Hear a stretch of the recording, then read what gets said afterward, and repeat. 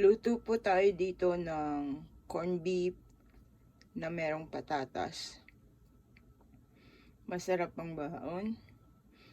At very convenient po siya. Init mo lang ng konti. Tapos, ipatong mo siya sa plain rice. Meron ka ng lunch o hapunan. Bubuksan mo lang yung lata ng corned beef. And then, you just cut the potatoes into cubes. Gisa-gisa lang po, bawang, sibuyas. At konting asin at paminta. Voila, meron ka ng ulam. Okay, enjoy po. Kain tayo.